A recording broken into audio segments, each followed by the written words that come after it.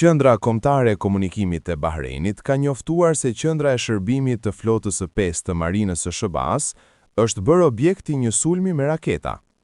Sipas deklaratës së cituar nga Agjencia Shtetërore e Lajmeve të Bahreinit, BNA, autoritetet kanë konfirmuar incidentin, ndërsa kanë theksuar se detaje të mëtejshme do të ofrohen në kohën e duhur.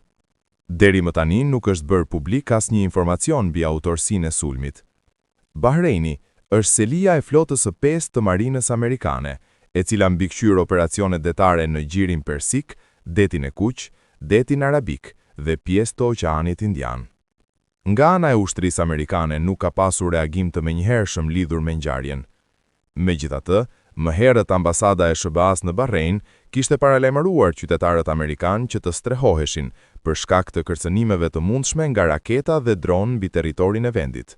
Irani ka nisur një ofensiv të paprecedent në të gjithë lindjen e mesme, duke goditur objektiva amerikane në disa shtete njëkohësisht, në një përshkallëzim dramatik të konfliktit me Shtetet e Bashkuara dhe Izraelin. Shpërthime janë raportuar nga brigjet e Dubait në Emiratet e Bashkuara Arabe, deri në rrugët e Dohas në Katar. Deri tani, nuk është e qartë nëse shpërthimet janë rezultati i raketave që janë interceptuar nga sistemet e mbrojtjes ajrore, apo kanë goditur objektivat e tyre. Sipas vlerësimeve paraprake, regjimi iranian e sheh këtë moment si ekzistencial dhe po vepron me shpejtësi dhe agresivitet të lartë. Në qershor, kur SBA-ja dhe Izraeli goditën Iranin, objektivi ishte arsenali i raketave balistike, duke dëmtuar aftësinë e Teheranit për kundërpërgjigje. Tashmë, Irani mund të jetë duke tentuar të përdorë kapacitetet e mbetura përpara se ato të shkatërrohen. Raportohet se çdo vend që strehon baza ushtarake amerikane konsiderohet objektiv potencial.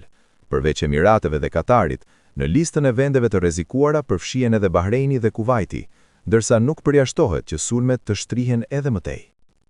Zhvillimet po evolojnë me shpejtësi, ndërsa rajoni përballet me një nga momentet më të rrezikshme të viteve të fundit, me pasoja të paparashikueshme për sigurinë rajonale dhe globale.